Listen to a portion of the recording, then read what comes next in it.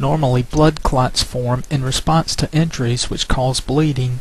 Clot formation helps to conserve the body's supply of blood so that small cuts don't end up draining the body of all of its blood.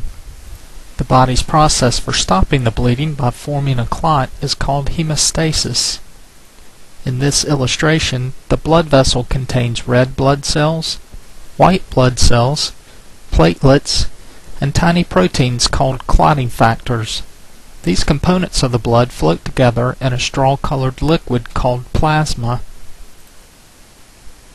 When the vessel wall is torn open by an injury, blood begins to escape.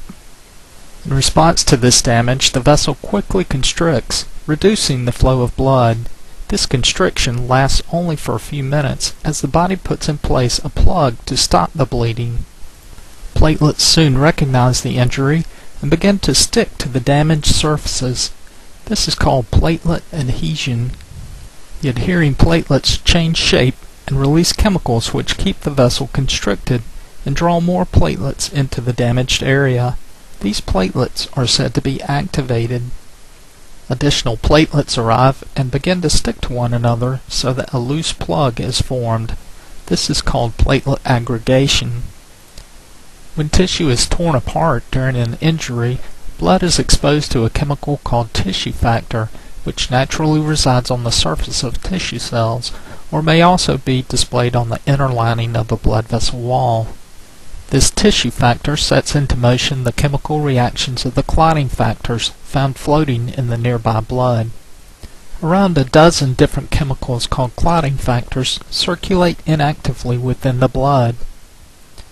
When called upon, these clotting factors participate in a complex sequence of chemical reactions to ultimately produce tiny strands of a strong material called fibrin.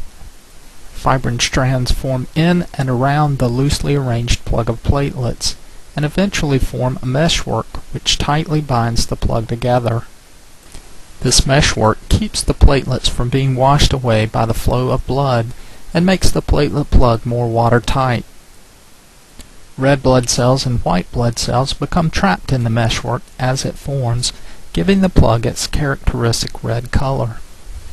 The overall process of forming these fibrin strands to solidify the clot is called coagulation. So within a matter of minutes, a sturdy plug is formed to arrest the outflow of blood, but too much coagulation activity allows the clot to grow much larger than it should. Two groups of the body's own naturally produced chemicals help to limit the size of the clot. The first group blocks coagulation. These substances are known as coagulation inhibitors or natural anticoagulants. When these chemicals interfere with the reactions among the clotting factors, fibrin formation is blocked, and no new fibrin strands are available to hold additional cells to the clot. In this way, clot growth is kept to a minimum. The other group of chemicals keeps clot growth under control by cutting the fibrin strands and actually dissolving part of the clot. These chemicals are part of the natural process known as fibrinolysis. Fibrinolysis occurs as chemicals called plasminogen activators are slowly released from the inner lining of the damaged vessel wall. These plasminogen activators trigger the destruction of the fibrin strands that hold the clot together.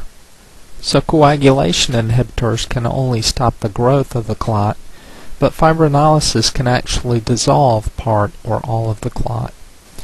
In fact, when the vessel is completely healed, the remaining clot is dissolved by means of this second group of chemicals. To sum up then, rapid clot formation is essential for conservation of the body's supply of blood. We've seen the constriction of an injured blood vessel, the formation of a platelet plug, the strengthening of that plug by the addition of fibrin strands, and the body's protective systems preventing excessive clot growth.